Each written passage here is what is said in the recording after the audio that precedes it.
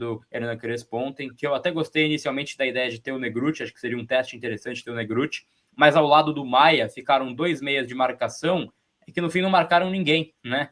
Então ficaram 2 meias correndo atrás da bola ali, sozinhos, né? Tendo zero proximidade, e aí o São Paulo tentando o jogo todo pelo Ferreirinha e o jogo todo pelo Luca, tentando pelas alas, porque não tinha escape ali pelo meio, né? Não tinha nenhum recurso para fazer a bola chegar. E aí o Ferreirinha, ele é o cara do 1 contra 1, mas ele não é o cara da última decisão. Então o Ferreirinha, ele teve... Ele é o quê, né? Ele teve 30 chances, né, de fazer 1 contra 1 e ele não consegue desenvolver 1 contra 1. Ele tem dificuldade do último toque, né? Então, tanto é que ele deu um gol de graça para a Portuguesa, né? Foi o gol 3-1 ali. Fazer o jogo criativo no Ferreirinha é pouquíssimo inteligente, tal qual as decisões que ele toma quando ele tem a bola no pé, no 1 contra 1, muitas vezes, né? Então, ele tentou 3 chutes que ele bateu na lua, tentou ali alguns passes que não foram passes inteligentes também. Então o jogo ficou muito travado. E aí, para mim, tem um erro de leitura clara do Crespo, que aí eu do estádio tive essa impressão e acho que os senhores podem concordar comigo. Ele chamou o Tapia quando o Caleri estava mal, tinha pedido um gol embaixo da trave. Estava 1-0 para a Portuguesa. Ele ia colocar o Tapia, eu tinha entendido, talvez uma troca simples, né? Tirar o Caleri para colocar o Tapia, fazer uma troca de atacante. Aí ele chamou o Tapia. Aí o Caleri fez o gol nesse meio tempo com o baita passe do Pedro Ferreira. Aí ele ficou assim de tirar o Caleri, de repente falou, vou para cima. E aí ele tirou o Cédric Soares. E aí ele fez uma zaga desmontada e teve o azar de que no primeiro ataque, gol da Portuguesa. Gol não, né? Pênalti marcado pelo Luca, Nicolas. Gol ali do René. Então, um erro individual de marcação ali, uma linha de 3 é totalmente desconexa. Erro Tolói, né? Vem acontecendo. É algo que a gente já comentava aqui, né? Que é um zagueiro mais pesado, o Tolói. Ontem o Dória também estava ainda voltando e tudo mais, mas é um erro do Tolói ali na marcação no primeiro gol e também no segundo gol. Ele tem ali um pouco do ritmo assim, lento, desacelerado. E aí o Nicolas, ele não precisava ter dado aquele carrinho da forma que foi, mas obviamente ali as circunstâncias do jogo, calor e tudo mais. Pênalti para a Lusa, gol da Portuguesa, e aí um erro grotesco do Ferreirinha para o 3-1. Então tem erros individuais de escolha, de uma estratégia do Crespo ontem, que foi tirar esse homem da direita para tentar partir para cima. Mas eu não acho que era nem precisava, ele já estava em cima, né? Acho que no 1-1, tendo o Pedro Ferreira ali, bem como ele estava, confiante, ele já buscaria o 2-1 naturalmente. Exato. Se fosse aos 88, isso, o gol tinha do bastante Caleri, tempo. Exato. Aí você coloca o tap, abafa, vai para a área. Tinha mais de 20 minutos, né? Ou no 3-1, não lembro a minutagem. Então, Gabriel, acho que isso é tão interessante isso, porque foi exatamente isso que aconteceu. Eu entendo ele ter desistido de tirar o Caleri e mantido o Caleri depois do gol. Aliás, fez sentido, até porque o Caleri entrou no jogo, fez mais um, e ele entrou no jogo mesmo. O facão que o Caleri faz também para a metida do Pedro Ferreira é muito inteligente. Aliás, eu fiquei com a impressão que tentaram deixar ele impedido, né? Então, mas ele está observando o lateral, né? Então ele faz a diagonal. Isso. Faz o movimento. Exato, o Renan está fazendo com um gesto. Desculpa, eu estava mudo aqui, ele não fez o movimento reto em direção ao gol. Ele faz diagonal. Numa corrida na direção do banco, na direção da lateral, isso. E daí depois cortar. É isso. Só que, então eu entendo, e Gabriel, as coisas são curiosas, porque se a gente. Eu tenho. Agora eu estou com 55 anos, a minha memória está indo embora, mas eu era bom de memória. Você lembra o segundo jogo do Crespo? Bragança Paulista, né? O São Paulo na boca da zona de rebaixamento. Foi aquela mobilização, São Paulo e Bragantino. O São Paulo faz 1-0 com o André Silva, cruzamento do Luciano. O Bragantino vira o jogo. A bola bate na bunda do Alan Franco, 2-1 para o Bragantino. Perspectiva zero de reação, Bragantino bem pra caramba, tal. Aí o Crespo vai botar o Dineno e tirar o André Silva, que não conseguiu mais jogar no segundo tempo. A placa tá ali. O André Silva caixa 2-2 no bate-rebate. E aí ele mantém. E foi feita essa pergunta. Você se arrepende de ter tirado o André Silva logo depois do gol? Daí ele fala, putz, agora talvez eu modificasse a minha alteração. Porque e foi isso que aconteceu ontem. O Caleri foi o André Silva da vez. E ele manteve. Falou, não, agora, Agora, ele tinha mais uma alteração e tinha que fazer. E ele podia fazer algumas alterações. Ele podia ter colocado o Tapia no lugar do Ferreirinha. Perfeitamente. Porque o Ferreirinha não serve. Não serve. E ele podia ter colocado o Tapia como o segundo atacante ao lado do Caleri e deixar o Nicolas passar pela esquerda, que ele passa bem. E deixar o Cédric lá. E o time estaria organizado com mais um cara na área. Como, por exemplo, fez o Dorival ou como ele tinha feito com o Paulinho no jogo anterior. Arnaldo, se fosse para fazer a merda que ele fez, desculpa o termo, era melhor ele ter tirado o Nicolas, pô. Deixasse o Cédric. Aí seriam 3 zagueiros, porra. Mais zagueiros. Dória como canhoto, o Dória canhoto ali na esquerda, na sobra o Tolói e o Cédric, que é mais defensivo, ali. Aí abre o Ferreirinha na errado ala também, mas eu consegui entender. É verdade, até isso seria menos grave do que tirar o Cédric e colocar o Tapia. Foi a pior das alternativas, né? E quanto ao Ferreirinha, cara, para mim ele é o jogador mais fraco do elenco do São Paulo, de todos. Você pode falar qualquer um na tomada de decisão, porque ele é um jogador que ele não vai melhorar, né? Ele já está numa fase da carreira. E ele é um jogador... Por isso que o Neto fez a aposta com ele. Porque o Neto não é burro, cara. Não vai fazer 10 gols nunca na vida, cara. Né? E, assim, o Crespo conseguiu achar uma função onde ele rende melhor. Na linha de 3 aberto, recompondo. Ali ele consegue ser um pouco de elemento de surpresa. O São Paulo não está jogando mais na linha de 3, agora tem 3 laterais esquerdos. Como ponta, não serve. Segundo atacante, jamais. Cara, para mim... quando o cara, quanto o Corinthians, Renan, ele teve a chance. São Paulo em vantagem. Ele entra no jogo, ele não marcou o Mateuzinho e ele não atacou. Ele não fez nenhuma coisa nem outra. Né? E ele entrou durante o jogo, então ele estava descansado para puxar contra-ataque o tempo todo, para tomar a bola, puxar contra-ataque com ele. Ele não conseguiu fazer nenhuma vez. O detalhe, Arnaldo, que quando o Crespo agora muda o modelo de jogo do São Paulo para o 4-2-4, sei lá como que é o termo, não tem jogadores de lado para executar, pô. Então, né? Se ele quiser trocar um ponta mal por outro, ele não tem ponta. Por isso que meu irmão tem razão. Não dá para jogar em casa no 4-2-4. E o Gabriel sabe também, o Gabriel gosta muito do Luca, eu gosto do Luca também, que ainda está em formação. Eu vejo outros jogadores mais prontos. O Paulinho está mais pronto que o Luca, até pela questão física e de idade, por exemplo. O Luca joga melhor do lado esquerdo, onde joga o Ferreirinha. Sim, exatamente. Então joga o Ferreirinha lá, já que você joga mal em qualquer lugar, joga você na direita. Põe o Luca na esquerda, entendeu? O Ferreirinha não vai conseguir tomar o último passe, independente do lado que ele esteja, né? Ele não vai conseguir tomar esse último passe. Então ele tem que estar no lado que ele vai correr e que vai favorecer quem do outro lado joga melhor. Perfeito. É isso. Eu acho que no primeiro tempo teve uma jogada boa do Ferreirinha que ele corta para dentro e chuta e a bola passa a gente atrás, mas fora isso também realmente... E o passe do Caleri. Ele teve 2 grandes jogadas, né? Teve. Mas ele teve 800 erradas, inclusive o passe para o gol, terceiro gol que ele passa tão nas costas do Marcos Antônio que, cara... Bom, enfim. Dureza. Tudo menos Ferreirinha em Barueri. Vamos fechar aqui mais um pacto.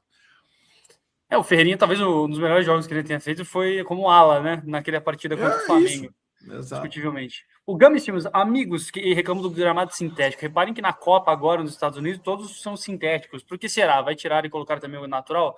Meu amigo, Gami Filmes, todos ali são natural, literalmente. Todos serão tirados para colocar o gramado natural. Vamos ver aqui. Gramado sintético na Copa, é isso? Não terá.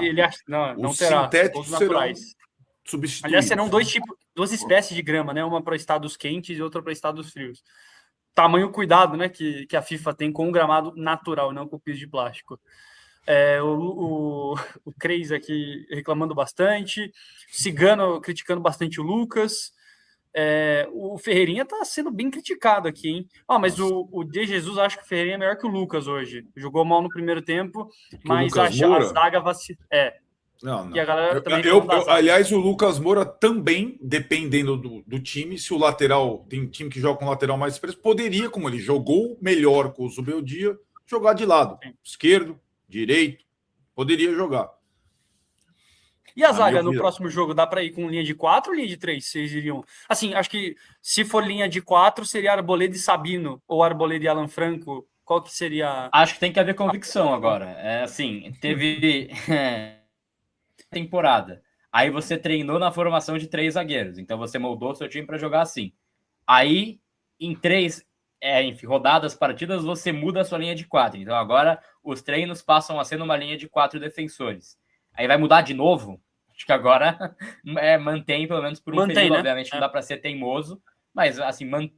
Agora, eu fico me perguntando... Assim, não manteria, não. Contra a dupla de ataque. Contra a dupla de ataque sem volante marcado. Os caras têm a melhor dupla de ataque do Brasil. Qual que é o time, então, Arnaldo? Eu não vou jogar com esse 3. volante ali, né? Sim. Né? Qual que é o time? Flaco Lopes e Vitor Roque. Eu quero 3 zagueiros para esses caras. E vou assim, né? O São Paulo tem mais zagueiros do que outros jogadores bons em outras posições, né? O São Paulo tem 6 zagueiros. Então, Arboleda, Alan Franco e Sabino, não tá bom? Tá bom. Como é que eu vou conseguir colocar 4 jogadores no meio de campo? Porque eu só vejo 3 hoje. Danielzinho, Marcos Antônio e Bobadilha. O Pablo não dá para começar jogando. Tá muito mal. Talvez esses 3. Sim. E o Negruti também, ontem, muito mal. Não dá. Então, outra coisa seria, por exemplo, Negruti, Hugo e Pedro Ferreira.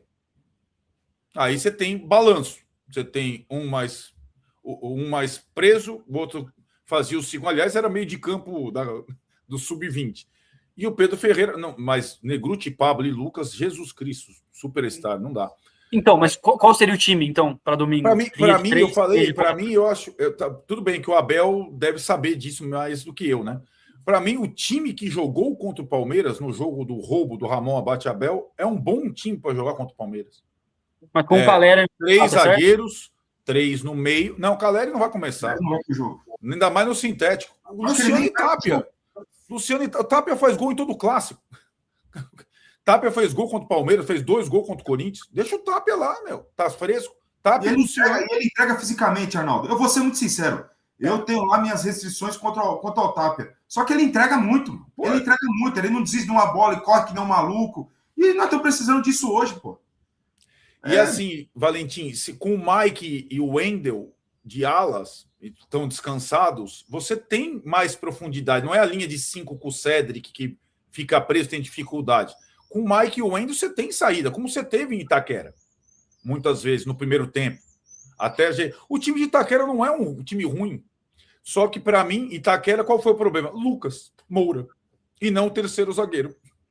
Né? O São Paulo tirou o terceiro zagueiro para jogar com o Lucas Moura. Cara, é melhor jogar com o terceiro zagueiro, gente.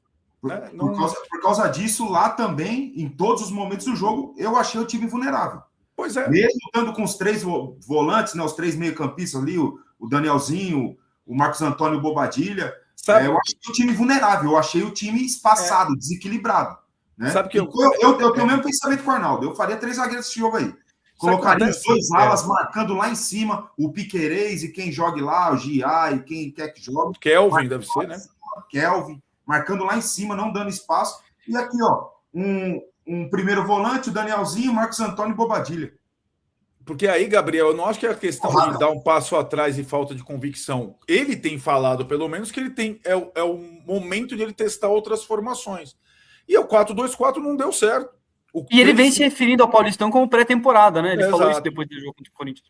O 3-5-2 ou que a 3, zaga está tão estabanada, Nada, que eu tenho até medo de colocar 3 zagueiros para jogar. A zaga está estabanada porque não há proteção à zaga. Sim, mas aí não há proteção na linha de 3 na linha de 2. Mas então, assim, a zaga está estabanada porque talvez ela esteja querendo fazer coisas que ela não consegue fazer. O goleiro tentar sair jogando curto, ele não sabe, nem longo.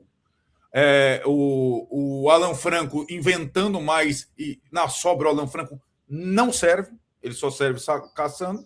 Agora você tem o Arboleda para jogar na sobra, o Sabino na esquerda, o Alan Franco na direita, como jogou contra o Palmeiras. E ao invés do Pablo, você tem o Danielzinho. Essa é a melhor coisa que o São Paulo tem para fazer contra time grande, contra o Palmeiras, contra o Flamengo. Uma coisa que ele não variou, sem trocar o modelo de jogo, é variar a estratégia naquele modelo, que é o quê? Parar com a marcação de perseguição individual. Uhum. Se ele fizesse isso, quem sabe o time rendesse mais, rendesse melhor. Porque, como eu sempre falo, quando você persegue alguém, você está um passo atrás dela. Eu só vou sair correndo quando o cara sair, mas só que ele já está na minha frente. E quando você pega jogadores que não têm muito a característica de marcação, por exemplo, o Marcos Antônio, o Bobadilla, eles sempre estão um passo atrás. Eles sempre estão um passo atrás. Sim. Então, se ele mudasse essa estratégia, nesse modelo com 3 zagueiros, e mudasse essa estratégia para cada um ficar ali no seu setor, e aí sim, eles teriam mais caixa e estariam mais com um espaço menor de ocupação, para aí sim ser mais agressivo. Eu faria isso. Não mudava a formação, e sim a estratégia. Estratégia que diminua a possibilidade de erro, né? Que é justamente o que a gente estava falando aqui da linha de 2, né? Da linha de 4 atrás, né? Se a zaga está estabanada, não tem por que deixar os caras... Assim, quando joga em linha de 4, essa linha, ela não pode desfazer nunca. O atacante que está aqui, ele saiu lá, pô, já é do volante, não é meu. Eu não vou sair lá e abrir o espaço aqui. Isso não pode acontecer. E que acontece direto no time de São Paulo. Entendeu, não? Se cada um pegar o seu setor, já fosse o tempo, gente, de cada um acompanhar o seu. Não tem como mais. O futebol não dá mais isso daí. Um que ficou para trás, acabou o jogo, pô. Não tem fiquei curioso para o time do Gabriel. Qual você escalaria na linha de 4? Porque eu não consigo escalar um time de São Paulo na linha de 4 hoje em dia. Se recusa. Não consigo. Não consigo. Vivamente falando, não consigo mesmo. Eu não consigo, mano. É um árduo compromisso pro Crespo, mas eu faria um time parecido, talvez, com quem encarou o Corinthians. Eu só não deixaria o Maia. Eu gosto da ideia do Negrutti primeiro volante, cara. Para mim, ele foi assim mal testado ontem, porque ele jogou do lado do Maia, e aí eram 2 para a mesma posição que não precisava de alguém mais avançado. E aí os dois ficaram ali batendo cabeça, ficou uma situação ruim para os 2 jogadores. O Lucas pelo meio não dá, né? Tem que ser uma dupla ali. Eu faria o meio de campo, cara, Negrutti, Marcos Antônio e Danielzinho. Eu faria esse trio. Mas aí depois dos 3. Faz então 3. O Cedric na direita, na esquerda pode jogar o Wendel, a zaga Arboleda e Sabino, que seja, pode ser ali, cara, com essa formação, aí faria esse trio de meio de campo, e aí você tem que abrir os alas. Para mim seria Luca, Ferreirinha e Tapia. Pode deixar um jogo mais aberto. Sem Luciano, com 2 pontos, eu vou embora. Vou sair da live. Vou ter que sair da live, desculpa, não aguento. Assim, ainda tem o Bobadilla, que tá jogando bem. Não acho que o Bobadilla vai jogar, na minha visão, né? Ele não começou. O Luciano vai jogar. O Bobadilla e o Luciano, que não começaram ontem, vão jogar. Imagine, são titulares. Talvez sejam os 2 principais titulares do time do Crespo hoje. Então, eu acho que vai com mais parecido contra o Corinthians, como disse o Gabriel, mas com alguém no lugar do Lucas. Espero que seja um zagueiro. E na esquerda seria de quem? Nicolas ou Wendel? Cara, eu adoro o Nicolas, cara, mas adoro mesmo. Eu acho que ele fez um primeiro tempo ontem soberbo. Pena que não, ele vai ficar marcado pelo pênalti cometido, que foi uma cagada do técnico, na minha opinião, não foi dele. Sim. Mas é um jogador muito interessante, mas para a experiência, descansado. Agora, com um pouco de gente, eu colocaria o Wendel e falaria: Wendel, você lembra o último jogo em Barueri? Com 10 minutos você caiu na trave lá e ficou falando: estou passando mal, tal. Hoje você vai até o fim. Vamos combinar, Wendel? Você vai jogar hoje 90 minutos. Pela primeira vez desde que jogou no São Paulo. Lembrar que você é jogador da seleção, do Porto. Então hoje você vai até o fim, beleza? Daí quando o Corinthians no primeiro lance ele me toma cartão. Pois é. E toda hora chegando atrasado, toda hora. É complicado. E o Nicolas entrou bem lá na fogueira Itaquera, não entrou? Entrou bem. Eu falo pela questão dele estar descansado. Ele nem pro jogo ele foi ontem. E do lado direito, na linha de 4, para mim tem que ser o Cedric. Na linha de 4. Então, já jogou ontem, tem que ser, para mim, linha de 3 com o Mike. Deixa ele lá para passar. Exato. Mike, você vai jogar em cima do Piquerez, desce a porrada nele, vai desce a porrada nele. Acaba com a vida desse cara, irmão. Isso, eu falaria isso. Arrepia o cara. E é importante ter o Lucas Ramon para esse Paulistão. Aí eu fui ver o nosso noticiário do UOL hoje, que o Flamengo mandou 40 milhões de euros para ter o Paquetá do West Ham. E o São Paulo não consegue pagar 80 mil euros para liberar o Lucas Ramon do Mirassol, entendeu? Então, esse é o tema para a próxima live, Valentim. Como fazer futebol sem dinheiro, né? Começando o Brasileirão, porque vai suceder São Paulo e Flamengo. Porque há 18 meses o São Paulo não reforça efetivamente o seu time de futebol. Só com jogador em final de contrato. Isso não existe. E final de carreira. Em final de carreira. Não existe isso. A gente não confia mais no FIDIC, né? Nessa marra do Casares, não confia em nada que foi feito pela gestão Casares. A gestão Casares paralisou o futebol enquanto todos os outros clubes estão investindo. O Vasco contratou 2 caras que o São Paulo queria. O Grêmio contratou um cara que o São Paulo queria. E assim por diante. O São Paulo não consegue pagar pelo empréstimo do Lucas Ramon, né? Tá tentando agora a grana do Rodriguinho do Bragantino, que é à vista, porque o Corinthians não paga. Vai dar também para outra live. Alisson lá dá de graça, dá caridade pro rival. Que não quer pagar no ano que vem. Isso aí não existe, cara. Não existe. Ou paga. São Paulo não vai aceitar. São Paulo não vai aceitar esse modelo. É isso aí, Valentim. Não tem que aceitar mesmo. Pega o grana do Bragantino, que se paga em dia, e faz alguma contratação aí, né? Consegue alguém, pega a grana do Rodriguinho e dá uma entrada aí na contratação de alguém. Como fazer futebol sem dinheiro? O livro de Arnaldo Ribeiro com prefácio de Júlio Casares. Vocês comprariam? Não, pelo amor de Deus. Ele já escreveu um livro lá. Falta na que a Marília Ruiz me deu. Não dá, não. Favoritômetro pro... Você está terminando a live. Favoritômetro para domingo, para sábado, 6h30 da tarde, perdão. 6h30 da tarde na Arena Barueri, São Paulo e Palmeiras. Arnaldo Ribeiro, de 0 a 100, qual o favoritômetro para o São Paulo? Faz aí a sua balança. Para vitória? Favoritômetro para o clássico, é. Começa quanto? Eu acho, com todo pesar, com todo 4-0 nas costas, que vai pesar também o Palmeiras, mas eu acho 7-3 o Palmeiras. Pesa em favor ou contra, você acha, o 4-0? Pesa contra. Se o São Paulo faz um gol na frente, a coisa dá aquela rebuliçada, dá bonito. Como fez contra o Corinthians. Sim. Em Itaquera seria uma pancada ainda maior se abrir o placar, né? Mas, sim. Vamos ver. Mas Renan, normalmente 7-3 Palmeiras. 7-3 também? Acompanho o Arnaldo, só que essa questão do 4-0 aí foi pesada, hein? A torcida do Palmeiras tá daquele jeito com os caras. São Paulo consegue aquele golzinho do Tapia, que é característico, né? Espero muito o gol do Tapia nesse tipo de jogo, cara, aquilo ali vira um inferno. Então, mas para começo de jogo, o Palmeiras com seus titulares, provavelmente, 7-3. 70-30. E Gabi? 30-20 Palmeiras para mim. Caramba, tá pior que ele, mais pessimista que eu. Eu estou preocupado com o saldo. Pô, dos caras mais otimistas que eu conheço, cara, estamos mortos, Ronaldo. Tá vendo? Depois de ontem eu larguei, Renan. Tá vendo? 3-2 me doeu. Agora eu vou ficar com o palpite pessimista, que o que vier é uma surpresa grande, né? Empatou sábado, para mim, uma baita vitória, entendeu? A gente tem que ter a régua baixa na vida. O Gabriel tinha falado 1-1. O meu palpite para São Paulo e Corinthians estava 1-0. Eu falei, não é possível que eu vou acertar. Eu tinha acertado São Paulo e São Bernardo 1-0. Aí o filho de uma égua empata o jogo lá. Eu falei, puta, 1-1. Se eu tivesse falado 1-0, mas vamos ver. Quem sabe o que vier é lucro, como disse o Gabriel. Perfeito. Senhores, muito obrigado. Vocês querem comentar algo mais dessa... Nossa, difícil dizer, adjetivar essa live. Não sei se é uma live... É uma desopilada que vai continuar toda quinta-feira. Fique tranquilo. Vamos embora. Tem uma pessoa que mandou aqui, é um encontro de grupo de pessoas que estão passando por questões mentais. Assim, exato. É isso aí. É mais ou menos isso. Pessoal, muito obrigado, viu, pela companhia. 2026 começando aqui no UOL. Arnaldo Ribeiro, Gabriel Sá, Renan Teixeira, Valentim Furlan, Patrick, nosso produtor. Abraço para todo mundo. Muito obrigado, gente. Tamo junto. Voltamos na quinta-feira que vem com tudo sobre... Aliás, aquela coisa, né? Voltamos na quinta-feira que vem, não sei para falar do quê. Se é para falar de Alisson no Corinthians, ou se é para falar de mudanças bruscas na direção do São Paulo, enfim. E no meio da semana que vem, o São Paulo joga na quarta. Quarta, 21h30 contra o Mengão. Tranquilo. Palmeiras e Mengão, tranquilo. Antes da live próximo. Tá tranquilo, tá sossegado. Falou. Tchau.